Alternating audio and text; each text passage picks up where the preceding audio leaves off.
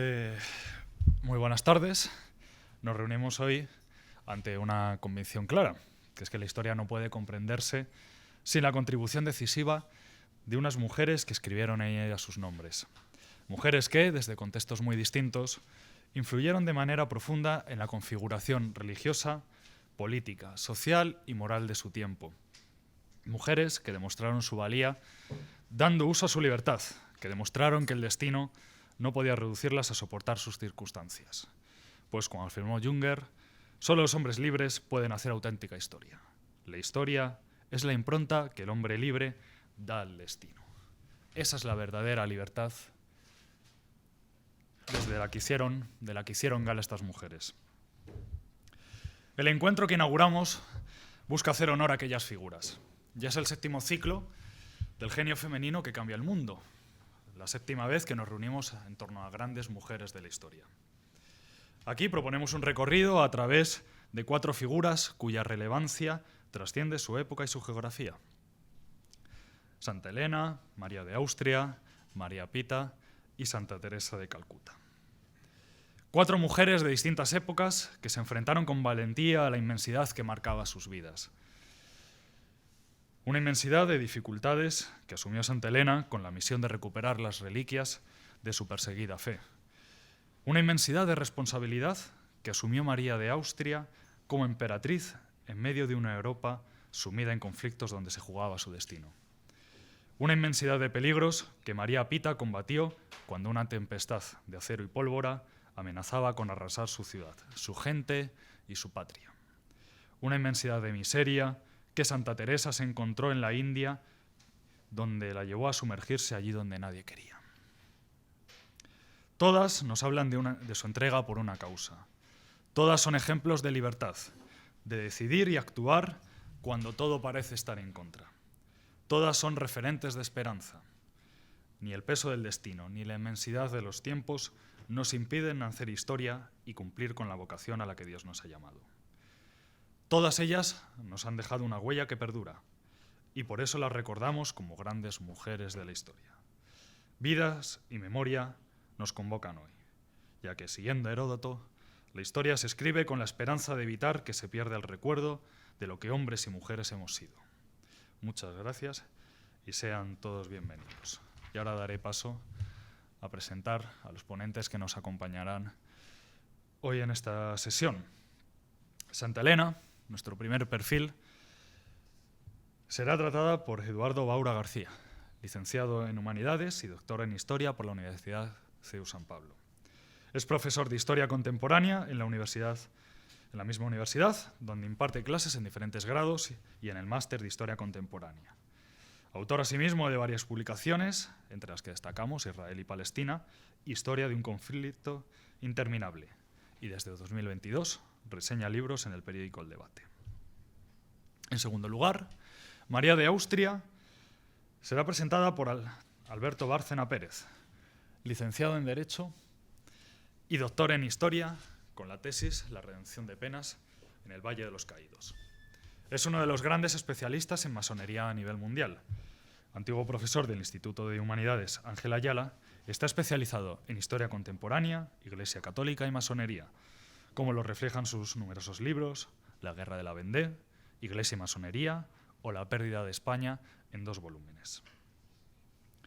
María Pita será el personaje que nos exponga José Luis Orella Martínez, profesor de Historia Contemporánea, especializado en los procesos políticos y culturales de las Vascongadas en el siglo XIX y XX, con una primera línea de investigación centrada en carlismo, nacionalismo y transformación de la identidad foral en el contexto de la modernización.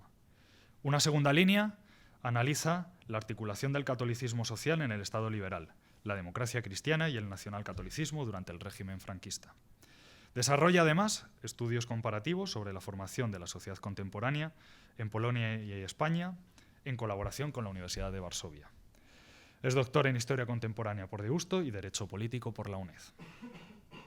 Finalmente, Teresa de Calcuta será tratada por Rosario Gutiérrez Carreras, licenciada en Geografía e Historia y doctora en Humanidades para el Mundo Contemporáneo. Tiene experiencia como traductora y actualmente imparte docencia en la asignatura Claves de Historia Contemporánea dentro del Instituto de Humanidades Ángel Ayala. Desarrolla su trabajo de investigación en torno a la Primera Guerra Carlista en el Morning Post. Dentro del proyecto de investigación de la Universidad de San Pablo, CEU, el origen de los corresponsales de guerra en la Primera Guerra Carlista. Y así, sin más dilación, vamos a dar paso a Eduardo Baura, que nos pueda exponer a Santa Elena.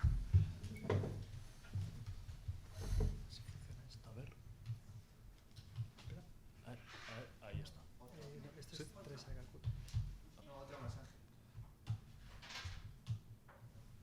Es que no. Hay otra. Es que en cuanto levanto, se me va. No. Ahí. Perfecto. Vale. Bien, esto funciona. Fenomenal. Bien, buenas tardes a todos y muchas gracias al Instituto de la Familia por la invitación y la confianza. Bien, voy a intentar ceñirme al tiempo que tenemos para dejar luego espacio suficiente a mis compañeros de mesa. El personaje que voy a tratar yo es el de Santa Elena, que es un personaje, desde luego, que, como pongo ahí en el título, ha dejado sin duda un legado para la eternidad, y ahora voy a explicar por qué.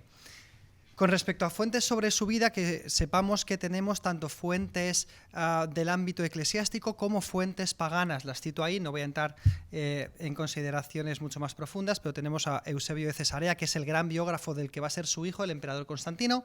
Tenemos a un cronista pagano como es Eutropio, a San Ambrosio de Milán, Gelasio de Cesarea, y luego tenemos otros cronistas, es verdad que ya muy alejados temporalmente, cronológicamente, de Santa Elena, que también glosarán su vida y nos irán dando más detalles, a veces ya en estos casos más a caballo entre lo mitológico y lo histórico, sobre quién fue esta gran mujer que fue la madre ni mucho menos que de Constantino. Bien, lo primero que sabemos es que sobre su infancia y juventud, sobre su infancia y juventud sabemos muy poco, sabemos apenas que nace en torno al año 250 en una localidad que hoy día pertenece a Turquía, que se llama Helenópolis. Sobre su origen social sabemos por San Ambrosio que era estabularia, que básicamente la traducción con respecto al latín de la época podría ser una especie de posadera mesonera, es decir, que es de un linaje social ni mucho menos vinculado con las altas clases sociales.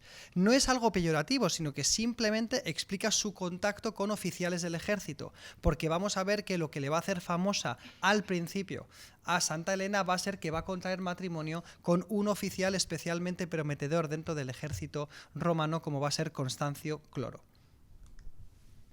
Con respecto a este matrimonio, ¿qué se sabe? Bueno, como os decía, se tiene muy pocas ideas sobre, muy poco conocimiento, tanto epigráfico como documental, sobre su infancia y su juventud. Por tanto, vamos a pasar a lo que nosotros sabemos, que es sobre todo que las primeras noticias en la historia de Santa Elena nos hablan de su matrimonio con este prometedor oficial llamado Constancio Cloro, que ni mucho menos es emperador. Es decir, ella va a ser madre de emperador, pero no se casa con un emperador, sino con un oficial bastante bien posicionado y con una carrera prometedora como es Constancio Cloro.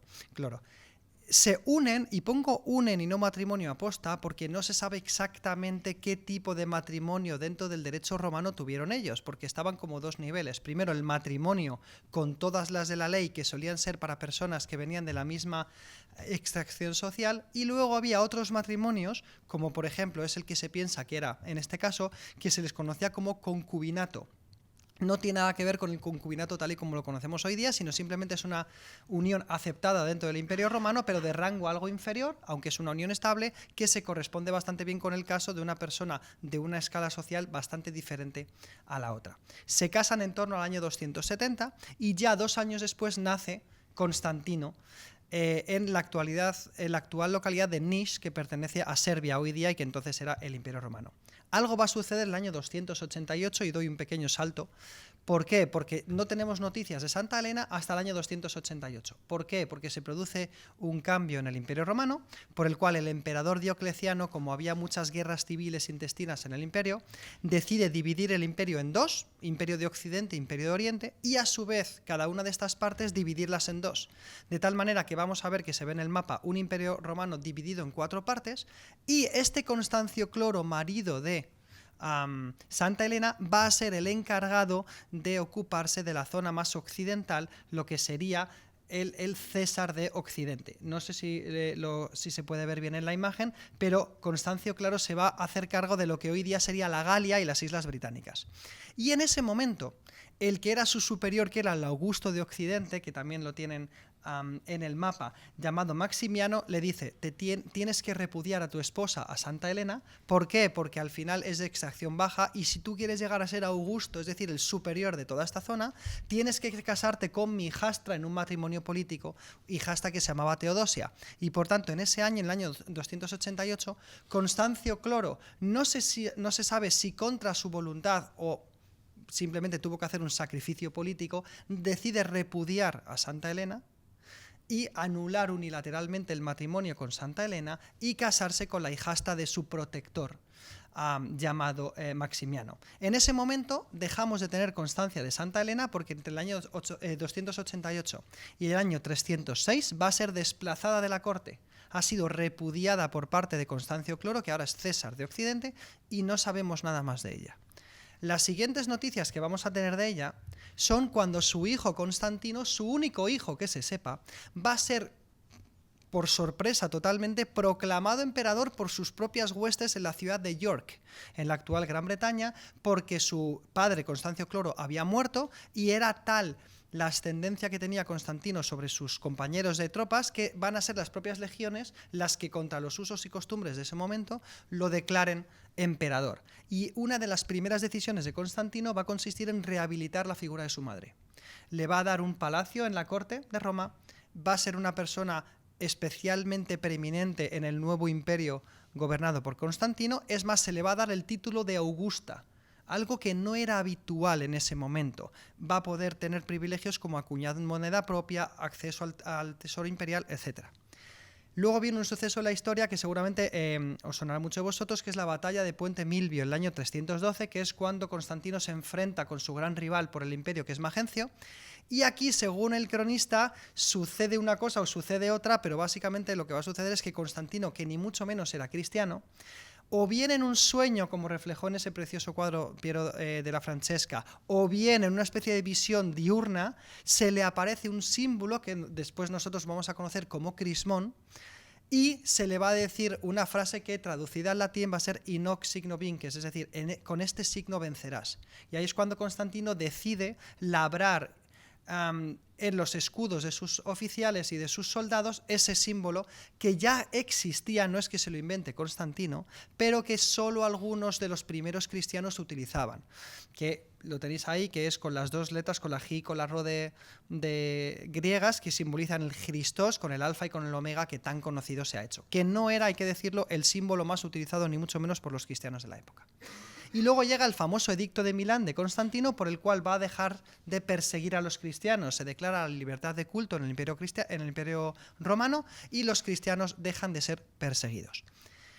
Y aquí viene una de las luchas que hay entre los historiadores sobre cuándo y cómo se convierte Santa Elena. No se sabe si la conversión de Santa Elena es durante los años de destierro de la corte o si es a raíz de este episodio cuasi mágico de la batalla de Puente Milvio. Lo que sí que se sabe es que es gracias a Santa Elena como su hijo Constantino se va a convertir. Y ya de hecho lo encontramos en el lecho de muerte, bautizándose en el año 337. Ahora bien, ¿por qué es conocida Santa Elena?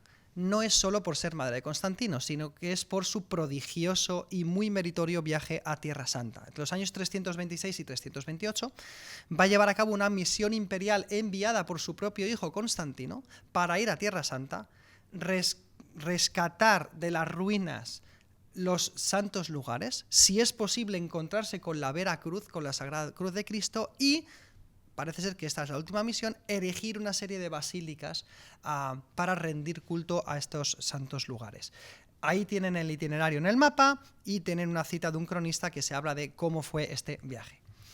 Ahora bien, ¿qué va a hacer Santa Elena? Pues va a promover la construcción de 2 basílicas, que son los fundamentos de las 2 basílicas que hoy día podemos ir allí, tanto en Belén, que es la Basílica de la Natividad, como la Basílica del Santo Sepulcro. Y aquí viene la gran historia, un poco a caballo con la leyenda de la vida de Santa Elena, donde los diferentes cronistas nos hablan de cómo empiezan a excavar en los restos del templo de Venus, que es un templo que con bastante mala idea Adriano habría hecho construir, donde estaban los restos del sepulcro en el monte Gólgota. Bueno, pues se excava y se encuentran 3 cruces. Eso es lo que nos dice en el relato.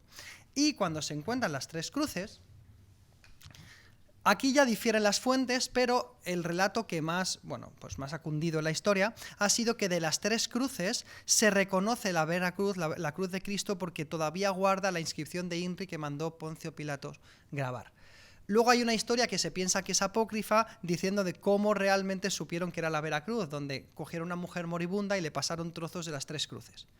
Al pasar el trozo de una cruz se quedó igual, se pensó que era la del buen ladrón, luego le pasaron una segunda cruz, se puso peor, parece ser que era la del mal ladrón, y luego le pusieron la verdadera y ya sanó. Bueno, esto es seguramente una historia apócrifa posterior. Ahora bien, lo importante es que consagró el Santo Sepulcro en el año 335. Después será derribado por un califa fatimí llamado Al-Hakim el Loco en el año 1009, y serán los cruzados los que restablezcan y restauren el Santo Sepulcro, que para todos los que hayáis estado allí, el Santo Sepulcro que se visita hoy día es el que reconstruyeron los cruzados a comienzos del siglo XI. Termino. ¿Cuál fue el final de su vida? Se retiró a la corte después de volver de los santos lugares, murió en el año 329 o 330 con unos 80 años, su cuerpo fue trasladado a Roma con los máximos honores y se depositó en el mismo sitio donde hoy día se puede visitar, que es en el mausoleo de Santa Elena en Roma, entonces a las afueras y hoy en el medio de Roma. Y se la canonizó por veneración popular, por aclamación, que es como se canonizaba a las personas antes, no con la congregación, ¿no?, para los santos, etcétera, sino que no había tanto formalismo, sino que simplemente era por veneración popular. Y así quedó reflejada como Santa Elena, ahí lo tenéis, se celebra el 18 de agosto y es venerada tanto por católicos como por ortodoxos. Y con esto termino. Muchas gracias.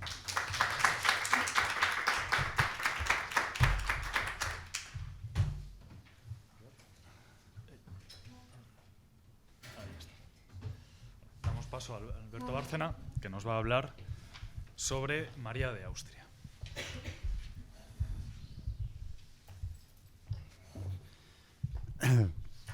Este es un personaje que merece la pena conocer, acercarse a su figura por muchos conceptos.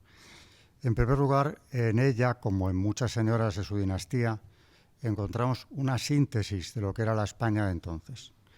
Una nación que tiene como misión histórica, y además lo vive de esa manera, el hecho de defender la fe. Lo había hecho durante la Reconquista, lo va a hacer ahora precisamente en tiempos de María de Austria, frente a la herejía, y desde luego no va a ser empresa fácil. Así que el contexto en el que ella empieza su vida pública, ya casada con su primo el emperador, futuro emperador Maximiliano II, es un contexto de una Europa dividida. Ya empieza el enfrentamiento entre la herejía y la fe verdadera. El papel de la Casa de Austria durante el siglo XVI-XVII en Europa va a ser precisamente el de guardianes de la fe, del depósito sagrado de la Iglesia Católica. Y si no hubiera sido por esa unión providencial entre la España que sale de la Reconquista, con esa energía que mostraron los reyes católicos y sus contemporáneos, la unión entre ese país y el imperio, Sacro Imperio Romano-Germánico, supuestamente, al menos en teoría, la máxima jerarquía, que encarnaba la máxima jerarquía del poder político en Europa, posiblemente, no, casi seguro, la herejía hubiera crecido mucho más. También es providencial el hecho de que llegue a ser emperador Carlos V, que ha nacido en Gante, que no era lo previsto, que fuera emperador sí, porque es el nieto de Maximiliano, pero rey de España no tendría por qué haberlo sido en principio, no era lo que se calculaba cuando se organizó el matrimonio de sus padres, Felipe el Hermoso y Juana de Castilla. Y sin embargo, por desaparición de los que tienen mejor derecho, su hermano varón, después su sobrino, el hijo de su hermano mayor, Carlos acaba siendo ambas cosas: rey de España, como Carlos I, y emperador del Sacro Imperio, como Carlos V. Y precisamente es iniciándose el reinado del jovencísimo rey, en ese momento Carlos I de España, se produce el cisma, la herejía, que ha pasado a la historia con un nombre inadecuado, como es el de Reforma. La Reforma protestante no reforma nada, destruye una unidad e introduce una herejía que va a ser el origen de otras muchas divisiones posteriores en iglesias y sectas. Pero ante esa iniciativa de Lutero, apoyado por príncipes del imperio, duques, grandes duques alemanes, no todos, pero una buena cantidad, que aspiran a sacar partido político de la situación, sin esa colaboración con España, probablemente, casi seguro, insisto, el emperador no hubiera podido frenar aquello. Va a haber una alianza permanente. Los Austria perciben desde la primera hora que es vital mantenerla, y se va a mantener, desde luego, como una constante generación tras generación. Estas dos líneas de la Casa de Austria, la rama mayor, que es la española, la de Carlos, y la segundogénita, que es la alemana, la de su hermano Fernando, van a enlazarse sistemáticamente a base de matrimonios continuos entre primos hermanos, tío y sobrina, durante todo el siglo XVII, y lo que ya quedaba del XVI también. María de Austria es un exponente, además, hablando ya de mujeres, de un caso extraordinario en la historia mundial, diría yo, que es el de unas mujeres con una capacidad para el mando, para el gobierno y para la defensa de la verdad, porque tienen un componente místico, todas, y podríamos hablar de otras muchas. Me costó un poco elegir si María de Austria o su hermana doña Juana, princesa viuda de Portugal, o su sobrina Isabel Clara Eugenia, porque todas ellas tuvieron un papel político, o su tía doña María de Hungría, gobernadoras de Flandes, regentes de España en ausencia de su hermano y de su padre. María, concretamente, como una señal, nace en lo que muy poco tiempo después será el convento de las Descalzas Reales de Madrid, utilizado como palacio por Carlos V en sus estancias en Madrid. Nace y muere en el mismo convento. Entre tanto, ha sido emperatriz de Alemania, o del Sacro Imperio, porque era el título oficial, pues durante tantos años como que le dio tiempo a tener 15 hijos de su primo hermano, Maximiliano II. Ahí ya vemos el enlace entre las dos ramas, la primogénita española, la alemana de Maximiliano, que viene de Fernando I. En ese matrimonio, y estando aquí en España en ausencia de su padre, como decía antes, y de su padre Carlos, I o V, según le estemos nombrando, como rey de España o de Alemania, emperador.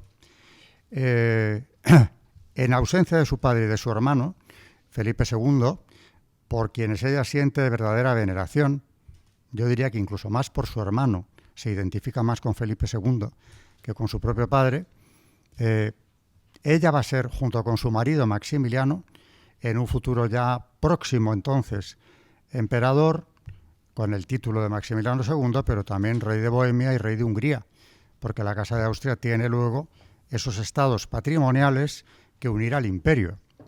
Teóricamente, en principio, parecería que son la máxima potencia europea, si es por el número de coronas que han acumulado. Pero, sin embargo, no tiene su ejército, ni mucho menos, primero por la fragmentación y también por la falta de recursos muchas veces, y por las divisiones de otro tipo entre sus súbditos, no tiene la pujanza del ejército español en aquella época.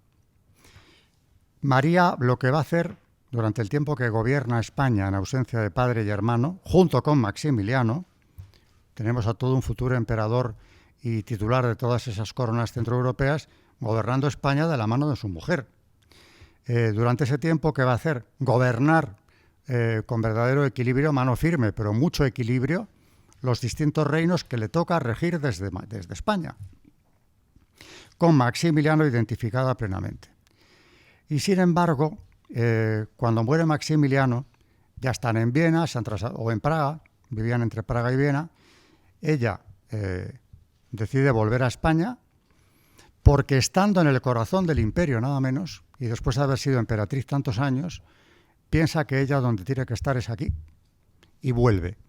Vuelve ya viuda y trae consigo a la más joven de sus hijas, la archiduquesa Margarita de Austria, que va a ser monja. Ella no lo fue, pero vivió en Las Descalzas, donde había nacido, convento que se convierte en convento precisamente por la fundación de su hermana, doña Juana de Portugal, ya princesa viuda de Portugal. En ese convento va a vivir, retirada del mundo, aparentemente, que no es tal retiro, porque ahí recibe audiencias, es como un embajador del imperio en España. No nombran embajadores de momento ni el rey ni el emperador, porque se considera que la familia se basta y se sobra para representarse, y ahí recibe audiencias de embajadores, del propio nuncio apostólico, y mantiene una gestión político-diplomática muy interesante, aparte de concertar matrimonios, siempre entre las dos ramas, la primogénita y la otra. Allí, en cambio, su hija, Margarita, sí siente la vocación religiosa, profesa como monja clarisa, y están enterradas allí, la madre y la hija. ¿Qué destacaríamos de ella? Pues yo insistiría en el terreno espiritual. De ahí saca ella toda su energía. Tiene una fe, bueno, como la de todas las princesas de su casa que acabo de mencionar. No hay ninguna que rompa ese molde. Son herederas directas en todo de los reyes católicos, sus bisabuelos. O tatarabuelos, según el caso. Pero está presente el espíritu de Isabel la Católica, primero en la educación, el esmero que puso en la educación de las hijas, las infantas hijas de los reyes católicos, que no fueron educadas como el común de las princesas de Europa, ni de lejos. Isabel de Portugal, que es una mujer con un temple muy firme, me refiero a la emperatriz Isabel, que es la madre de doña María de Austria, mantiene esa formación muy importante también para sus hijas. Le da la misma importancia que a los varones prácticamente. Formación también muy rígida. Es una mujer de un carácter muy fuerte. Y María, siendo quizá no tan enérgica, va a mantener en lo esencial esa línea de formación. De ahí que tengamos toda esa pléyade de infantas archiduquesas o archiduquesas infantas, princesas gobernadoras de Flandes, que están cortadas por el mismo patrón. Doña María, incluso en Viena o Praga, se confiesa normalmente con franciscanos españoles, porque es precisamente San Francisco el santo de su devoción. No es por eso, no es casual tampoco ni que doña Juana, que había nacido su hermana en el mismo edificio, crea allí un convento de clarisas, ni es casualidad que ella decida retirarse ahí, porque está muy de acuerdo con el carisma de esta orden. Por otro lado, doña María sabe que tiene que ser, naturalmente, una digna emperatriz. O sea, no descuida lo político nunca. Y hay que imponer respeto y concertar a todos esos súbditos rebeldes, algunos herejes levantados en armas ya, desde el reinado de su padre, contra el emperador. Periódicamente, pero eso resurge una y otra vez. Bajo sus vestiduras regias, que son impresionantes, en la foto que hemos elegido, bueno, que han elegido yo, ¿no?, pero que está en el cartel, se la ve con todo el empaque y todo el lujo que ya sabía desplegar, llegado el caso, pero siempre, debajo de esa vestidura, cuando lo permitían las vestiduras en cuestión, lleva el hábito y el cordón de San Francisco, toda su vida. Ya en Las Descalzas, viste como una monja, aunque no profese. Luego, como digo, su hija sí va a ser monja clarisa. Con el tiempo van a estar enterradas allí. Y como esto es muy breve, que es de lo que se trata, termino con algo que nos dice mucho de cuál era su forma de actuar. Cuando llega a Madrid se encuentra con una corte en la que está reinando ya su nieto, Felipe III. Y durante el reinado de su nieto ocurre algo inimaginable para ella, que lo hubiera sido también para Felipe II, aunque dicen que él ya lo vio venir. Y dijo, temo que me le han de gobernar.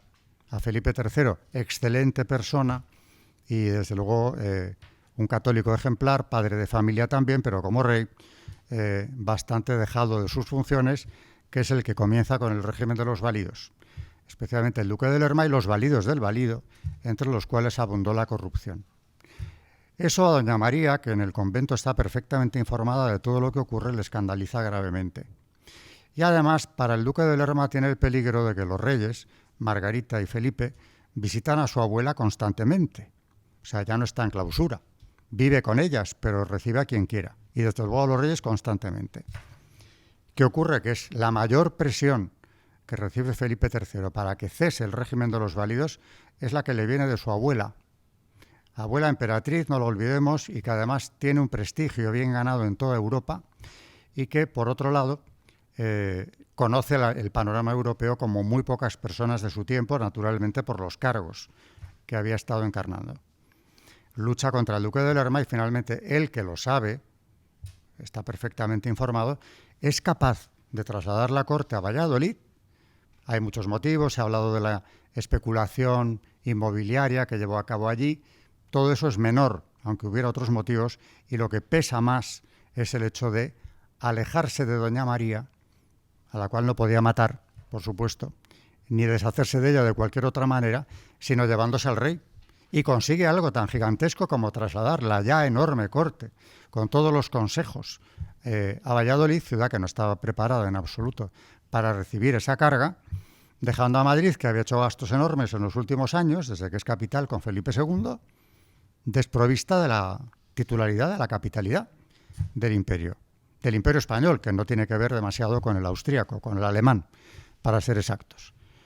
Y allí permanece la corte, protegiéndose de doña María, hasta que ésta muere. Y en 1603, cuando ella muere, casualmente el duque de Lerma piensa que ¿por qué no volver a Madrid? ¿Qué le contaría a Felipe III? Evidentemente no le pudo contar que se le había llevado de allí para que no viera a su abuela. Pero para volver a Madrid, al cabo de tan pocos años, tuvo que esgrimir argumentos no sé de qué peso. Evidentemente Felipe III era manipulable y se dejaba llevar porque fue incapaz de llevar a cabo la gigantesca tarea de ese rey burócrata, que fue Felipe II, que cargó con todas las cargas de la administración. El rey de papelero le han llamado muchas veces porque no se daba descanso. Verdaderamente era una tarea ingente y Felipe III, como luego su hijo Felipe IV, se consideran prácticamente incapaces. Muere con enormes remordimientos Felipe III, pensando que esa dejación de sus funciones sagradas, que eran la defensa de la fe, en primer término, y desde luego el gobierno de sus estados, es muy fácil que se condene. Y en eso muere. Por otro lado, ya, para terminar del todo, decir que doña María tiene claro que esa unión entre el imperio alemán y la monarquía hispánica era fundamental para luchar contra la reforma. La contrarreforma, en buena medida, es un producto de la Casa de Austria. Carlos V presionó lo que le fue posible para lograr que se llevara a cabo el Concilio de Trento. Y doña María, cuando muere, la mayor parte de sus bienes se los deja a la Compañía de Jesús, la mayor parte de sus bienes. Con esto el colegio, pequeño colegio de los jesuitas en Madrid, de San Pablo y San Pedro, o San Pedro y San Pablo, se convierte con el tiempo, y gracias a la herencia de doña María, en el colegio imperial. Todavía en lo que queda de él se ven las armas con el águila bicéfala de doña María. Y aquello con el tiempo también se convertirá en la universidad más moderna, más dada la investigación que había en España, que son los estudios reales, que seguirán existiendo hasta que la compañía sea disuelta ya en el siglo XVIII. Esta herencia y todo lo que hace durante su biografía, que es riquísima, en detalles grandes y pequeños, esta herencia nos dice mucho de cuál era la visión del mundo que ella tiene. Verdaderamente no les van a faltar medios a sus parientes más cercanos, pero no sé si otra se hubiera comportado con tanta generosidad, potenciando a la orden que ella considera, y lo era en ese momento, el ejército del Papa, la más preparada en todos los campos para luchar con la reforma. Resumen, sin España o sin esa alianza entre las dos monarquías de la Casa de Austria, descendientes las dos líneas, claro, de los reyes católicos, de los que heredan también el espíritu misional, sin esa alianza, insisto, la reforma hubiera ido más lejos, desde luego. Y la contrarreforma, que ya lleva un título que no me gusta, la contra es como estar siempre en la oposición. Pues no, mire, es precisamente recuperar la pureza primigenia de la fe católica, que profesó toda Europa, prácticamente salvo el Oriente, hasta que llega Lutero. O sea que lo que se pretendía desde España o desde la corte de Viena era precisamente volver a las fuentes cuando todavía parecía posible por el escaso tiempo transcurrido desde la ruptura que realmente encarnó Lutero. El legado, imposible de cuantificar, el legado espiritual, se entiende, pero sí está claro, y no hay que profundizar mucho en la historia, que sin la labor de estas mujeres, las gobernadoras de Flandes, etcétera, no he podido más que mencionar los nombres de alguna de ellas, y el muy importante de Doña María, la reforma no hubiera tenido el empuje, la fuerza que tuvo, y sin la reforma estaríamos hablando de una Europa mucho más debilitada por la herejía, porque del protestantismo van saliendo ramas incesantemente, no solo iglesias, sino sectas incluso, y no sé en qué panorama, siendo ya grave lo que vino luego, nos encontraríamos ahora. Así que es un personaje como para profundizar en él, indagar y ver su legado, porque tampoco ya hizo mucho por tener una repercusión personal. No le preocupaba, le preocupaban los grandes temas y sobre todo el cumplimiento de la misión histórica que había heredado ella de sus bisabuelos, de su padre, de sus abuelos, etcétera, etcétera. Es una mujer, por tanto, ejemplar en todo, porque todo lo sacrifica a las obligaciones de Estado y por encima de eso a la defensa de la fe, con todo el depósito sagrado incólume, como ella trató de transmitirlo y lo demostró con su vida también en lo personal. Muchas gracias, Alberto. Vamos a dar paso a José Luis Orella, o mantenemos, que nos va a hablar sobre María Pita. Bueno, muy bien. Bueno, a diferencia un poquitín de los anteriores, el perfil de esta mujer es bastante particular. ¿En qué aspecto? Porque primero la mayoría dirían, caramba, ¿no? Aquí todo el mundo está hablando de mujeres importantes y está hablando del nombre de una plaza, ¿no?, que hay en La Coruña, que es donde queda todo el mundo, ¿no? Y así, bueno, ¿por qué? ¿Por qué tiene ese nombre la Plaza de La Coruña de sobre María Pita? ¿Quién es María Pita? María Pita nace en 1565, fallece en 1645, por lo tanto está en pleno periodo, se puede decir, de uno de los momentos mejores un poco de la historia de España, ¿no? Una época también en la cual no es un caso único, ¿no?, que pertenece a esas heroínas, ¿no?, un poco de nuestra historia de España. La época también de Isabel Suárez, de Isabel Barreto, de Catalina Erauso, la monja Alférez, o sea, un periodo en el cual se genera, bueno, pues un perfil también de mujer guerrera y sobreviviente. No es una gran gobernadora, en este caso estamos hablando de una María que pertenece a los sectores populares, gallega de pro, del entorno de La Coruña, y que por tanto, bueno, pues ella además va a sobrevivir a 4 matrimonios, ¿no?, a 4 maridos, o sea, enterró a 4 maridos, lo cual quiere decir, bueno, pues que era una mujer guerrera y sobreviviente. No se volvió a casar más porque, claro, la poca documentación que tenemos de ella, la documentación esencialmente de notariado, de testamentarios, en las cuales ya su último marido ya le dijo que si quería disfrutar de los usufructos de sus bienes no debía volver a casarse. Por lo tanto, no tenemos ahí un quinto marido en ese aspecto, ¿no? Y así, sí que va a tener descendencia del último de 2 hijos y de los anteriores un poco de varias hijas, ¿no?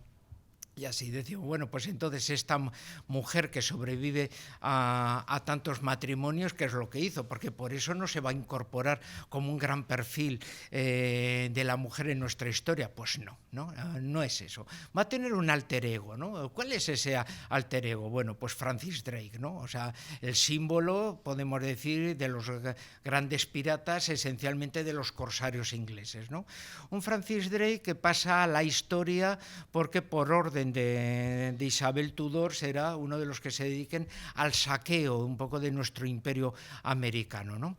Él es un corsario, en realidad no es un pirata es un delincuente del mar, un corsario hace lo mismo pero bajo el patrocinio de un reino, ¿no? Y por lo tanto con un objetivo claro que es destruir a otro reino. Por lo tanto tiene una carta de corso en la cual comparte el botín que roba y proveniente un poco de sus saqueos con la reina de Inglaterra, que es partícipe un poco de esos crímenes. Francis Drake se convierte y levanta un poco su vida de explorador y de marinero para los ingleses, para nosotros de saqueador, y además con un perfil altamente religioso, arrasando ermitas y principalmente iglesias, ¿no? Que era como, se puede decir, como cristiano anglicano, lo que a él le apetecía en el aniquilamiento un poco de los papistas, como consideraba a los católicos. Él se va a llevar 4 o 5 viajes en torno al Caribe, va a recorrer también el continente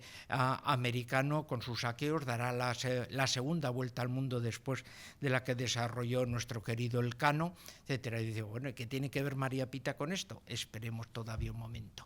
Porque la respuesta a las actividades de Francis Drake será precisamente el intento de cambiar el poder de Inglaterra en 1588, cuando se va a armar esa Armada Felicísima, que es un poco más bien su verdadero nombre, no el de la invencible consecuencia de la propaganda posterior, mediante el cual esa flota tendrá que ir en dirección a Inglaterra para embarcar el ejército de los tercios de Alejandro Farnesio, desembarcar en el Támesis y proceder a la sustitución de Isabel Tudor por una regencia encabezada por el duque de Norfolk, el único aristócrata que quedaba, se puede decir, todavía bautizado en la fe católica, ¿no? Eso no se logrará, la climatología lo impedirá y finalmente esa armada vendrá destrozada, volverá dando la vuelta un poco a todo el archipiélago. No desaparece toda la flota, más de la mitad de la flota conseguirá llegar, 1/3 de los tripulantes son bajas o son muertos, los otros 2/3 sí van a conseguir refugiarse y esa flota, por lo tanto, maltrecha, se refugia en España. Decimos, ¿y esto qué tiene que ver? Porque en 1589 los ingleses son los que proceden, bajo el liderazgo de Francis Drake, definitivamente a proceder a la destrucción de lo que quede esa flota.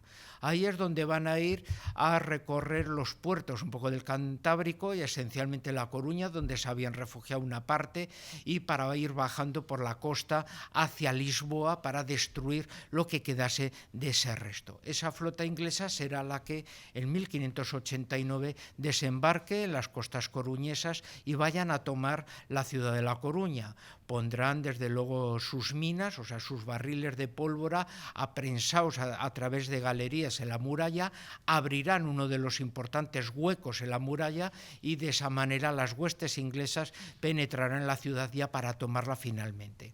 En ese reviente que va a producir esa brecha y que destruye gran parte de la muralla de La Coruña, fallece el segundo marido de María Pita, ¿no? Ya en aquel momento, con sus 24 años, llevaba ese segundo matrimonio y esa, por lo tanto, pues se puede decir gravedad, herida que va a tener particularmente un poco en ese ámbito, es lo que va a provocar, lo que va a producir un poco en ese ámbito que finalmente pues María Pita, bueno, decida así comandar a aquella masa de gente coruñesa para proceder a la defensa última de acumular un poco a toda esa población delante de la brecha. O sea, eran partícipes también un Diego de Sarmiento, conde de Gondomar, futuro diplomático embajador de España ante la Inglaterra de los Estuardo, pero en ese momento es María Pita la que, con el dolor de su segunda viudez, levanta a la gente, todo el que tenga honra que me siga, y forma cuadro con las mujeres, con los supervivientes, tapona la brecha de La Coruña y ella misma, espada en mano, lo primero que hace es matar al abanderado inglés que pasaba con el estandarte, que era nada menos que el hermano del almirante Francis Drake, ¿no? Atraviesa, mata al hermano. Ante la caída del hermano, de uno de los corsarios, de los líderes ingleses en ese aspecto más famosos, la tropa inglesa, por la arremetida de la población civil coruñesa, retrocede y abandona sus posiciones. Finalmente, ya en la persecución que desarrollará Diego de Sarmiento con sus tropas, etcétera, pondrá en fuga a los ingleses y María Pita será aclamada como una de las grandes heroínas que, por su dolor como mujer de viuda, había levantado pues de esa manera un poco la moral de la población civil y habían expulsado un poco a los invasores, ¿no? Será agraciada, condecorada, nombrada alférez, con premio especial, y ella volverá otra vez del mismo modo a su anonimato, pero con esa, se puede decir, belicosidad también guerrera que planteará posteriormente incluso en pleitos con un yerno suyo, reivindicando la herencia que le quería arrebatar su yerno, etcétera. O sea, siempre mantuvo, se puede decir, un poco esa particularidad. Pero aquí tenemos una mujer en ese sentido, bueno, pues muy independiente, muy superviviente, que se adaptó a los momentos, que lo normal es que hubiera pertenecido al anonimato de las clases populares, un poco de la España del momento, y que en aquel aspecto, cuando fue necesario un momento de heroicidad, pues ella lo comandó y supo quedarse, bueno, pues como la gran heroína de la ciudad de La Coruña y como uno de los ejemplos posteriormente reconocidos por la propia monarquía de los Habsburgo por aquella heroicidad que había hecho y que la calibraba, bueno, pues como un ejemplo para sacarla un poco del anonimato. Aún y todo pudo llegar a su vejez, conocer poco a sus nietos y fallecer en unos tristes un poco 1645 para nosotros, porque ya eran un poco los años de una cierta decadencia, los últimos años de la guerra de los 30 años, y donde ya, bueno, pues el impulso de un Felipe IV intentaba por todos los medios, bueno, que estos no son los años de decadencia y yo soy del mismo modo, de la misma madera que mi abuelo Felipe II, ¿no? Aquel que fue quien gobernó, quien condecoró a una María Pita que ahora actualmente pues también vemos, bueno, pues como una de esas heroínas que, a diferencia de hombres y de mujeres, siempre en un momento dado ha sido pues la persona que supo encarnar ese liderazgo necesario para levantar a una población proscrita y poder de esa manera defender y expulsar al invasor. Muchas gracias.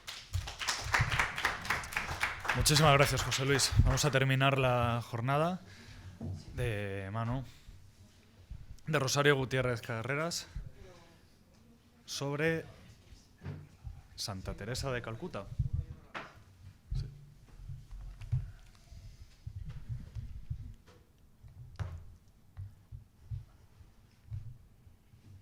Me corresponde el honor de esbozar la biografía de Santa Teresa de Calcuta, definida ella misma como un pequeño lápiz en las manos de Dios.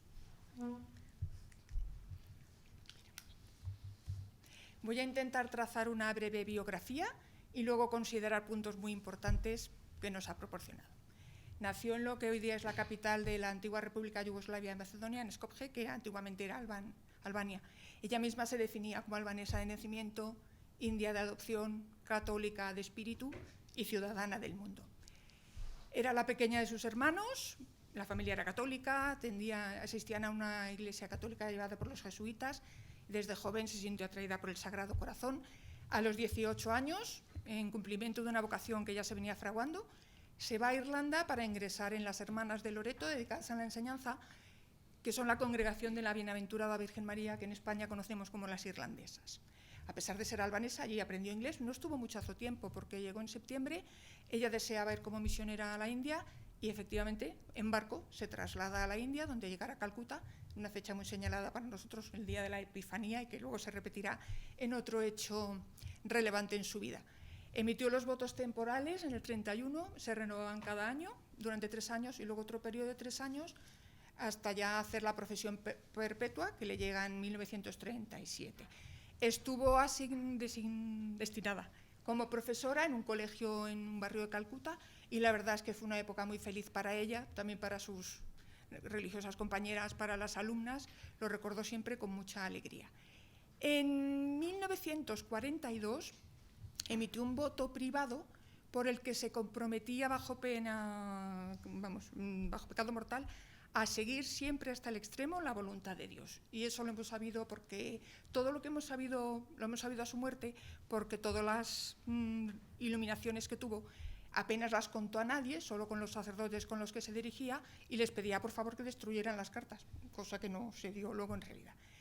En el 1944 la nombraron directora del colegio, siguió desempeñando muy bien su función, pero llega el día de la inspiración, que es ese nombre tan bonito que se le da, y es que en un viaje en tren, iba desde Calcuta a Darjeeling, la localidad que es famosa por el té, que está a los pies del Himalaya, sintió una llamada especial, una llamada dentro de la llamada, como dice ella, porque tenía la vocación de misionera educadora, pero sintió que Jesús la llamaba diciéndole que tengo sed, las palabras del Evangelio de San Juan, y que tenía sed de corazones ardientes entregados a él, que a su vez hicieran arder a otros corazones para dedicarse a los más pobres de los pobres. Lo que hizo ella fue empezar a madurar esa llamada, ponerse en contacto con los eclesiásticos que fuera menester, y durante 2 años tuvo un proceso muy difícil de discernimiento, de obediencia, de la paciencia, al fin y al cabo, todo lo alcanza, como dice la otra Santa Teresa. Por cierto, nuestra Teresa se llama así por Santa Teresa de Lisieux, y ese nombre lo tomó estando en Irlanda. Y a los 2 años, después de todas esas reflexiones y sobre todo obediencia y paciencia, obediencia a sus superiores, consiguió que nacieran las Hermanas Misioneras de la Caridad, 2 años después de aquella llamada dentro de la llamada. ¿Cuál era el objetivo? Estar con los más pobres de los pobres, y en Calcuta, por la verdad, por desgracia, era un terreno en el que abundaba esa necesidad. La congregación pudo inscribirse a los 2 años como diocesana en el Arzobispado de Calcuta, y ya empezó ella el trabajo que describe con mucha viveza y mucha sencillez en su lenguaje, curando llagas, atendiendo niños, visitando hogares. Rápidamente voy, porque las fechas que hemos puesto ahí es que esa obra tan importante contaba con otras almas que se querían unir, por eso ella contribuyó a que se crearan varias más: los Hermanos Misioneros de la Caridad, la rama contemplativa, cuyas fechas tenemos ahí, otros los hermanos contemplativos, luego en los años 80 sacerdotes que fueran misioneros de la caridad, y también un movimiento de laicos para todos aquellos, como las órdenes terceras de otras congregaciones que, sin profesar la vida religiosa, siguieran el carisma. Y en el 65 se llevó una grandísima alegría cuando el Papa San Pablo VI convirtió la congregación de diocesana pontificia, que les daba muchísimo más margen, y por eso pudieron empezar a fundar fuera de la India. Curioso, el primer caso, Venezuela. Punto impresionante, la recepción del Nobel de la Paz, con un discurso que voy a procurar que veamos 2 minutos porque es muy actual, así oímos su voz. Y otro movimiento impresionante es para los sacerdotes que compartieran el carisma. Les proporcionó el movimiento sacerdotal Corpus Christi, que ella definía como un caminito de santidad, volviendo a la idea de Santa Teresa de Lisieux. Pudo fundar, cuando estaba todavía en la Europa del Este, en varios países comunistas, y bueno, pegó un salto, pero falleció en Calcuta el 5 de diciembre, poquísimo después de la muerte de Lady Di, con la que le unía una amistad muy señalada. Y su beatificación fue muy rápida porque el Papa Juan Pablo dio enseguida paso a los trámites correspondientes, beatificada por San Juan Pablo II, canonizada por el Papa Francisco. Antes de hablar de esto, brevemente, toda esta preciosidad de vida es inexplicable, pero la llevó a cabo por medio de la fe inquebrantable, porque tuvo un periodo de oscuridad espiritual casi desde el 46. ¿Qué significaba la oscuridad espiritual? Que no sentía, como había sentido antes, la presencia de Cristo. Lo que sí que fue es perseverante en la fe, súper obediente a sus superiores, paciente en todo momento, siguió actuando, siguió rezando, siguió manteniendo la fe y llevando a cabo esta obra ciclópea que a todos nos llama la atención. ¿Cómo puedo conectar esto? ¿Me lo haces tú? Puntos que quiero ver. Un horror que se sigue dando en la actualidad, y es que en la India se practica el aborto femenino selectivo. Esta noticia es del 2025, y en el 1994, en vida de la madre, la India tuvo una ley que prohibía el diagnóstico prenatal con fin de seleccionar el sexo, pero aún así sigue practicándose de forma muy clandestina a veces, como indica la noticia, y uno de los que da testimonio dice que es algo horroroso porque por darse, pero que además que va en todas las castas, que están declaradas ilegales, pero la mentalidad de milenios no se puede cambiar en unos años. Luego la Madre Teresa, como vamos a ver en la siguiente diapositiva, si consigo pasarla, esto. Este es el discurso que pronunció ella en la recepción del Nobel de la Paz, brevemente, porque habla del aborto, ¿no? Vamos a ver si podemos ponerlo un poquito por aquí. Un poquito, muy poquito, porque son 4 minutos, pero creo que es de mucha importancia y relevancia en la actualidad. Es que tarda un poquito en ponerse. Venga, brevemente. The greatest destroyer of peace today is the cry of the innocent, unborn child. For if a mother La verdad que lo voy a parar aquí porque creo que con esto nos vale. Luego llega a decir, es verdad, que los países más pobres son los que tienen autorizado el aborto. Otra reflexión que quería hacer yo, si es que llego, es muchísimas frases sencillísimas que ella pronunció. Espera, voy yo. Bueno, he sido yo la... Bien.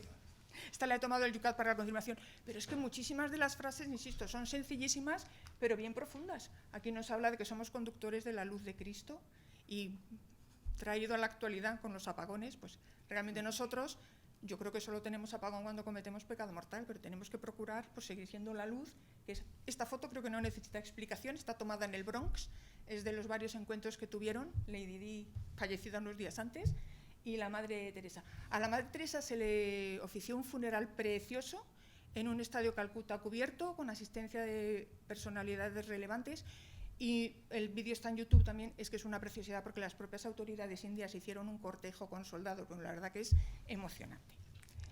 Y tuvimos la suerte de tenerla en Madrid varias ocasiones, y yo la verdad que tuve la suerte de haber estado en la misa que se celebró en el 83 en la Plaza Mayor.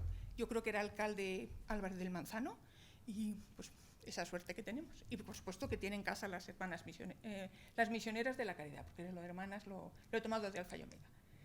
Y aquí también lo he querido poner porque como la pobreza, solo pensamos cuando absoluta, en San Francisco, así, creo que este matiz está muy bien, que es verdad, no pasar hambre, pero sentir la carencia. Yo creo que es una llamada también a la autoridad que todos nos podríamos plantear.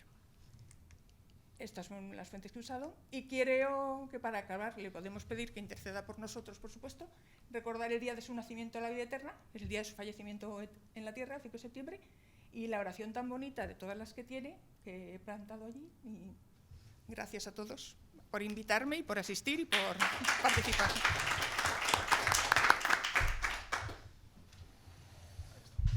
Muchísimas gracias, Rosario. Pues ahora, si os parece, podemos abrir un turno de coloquio, de preguntas, donde van a participar todos los ponentes.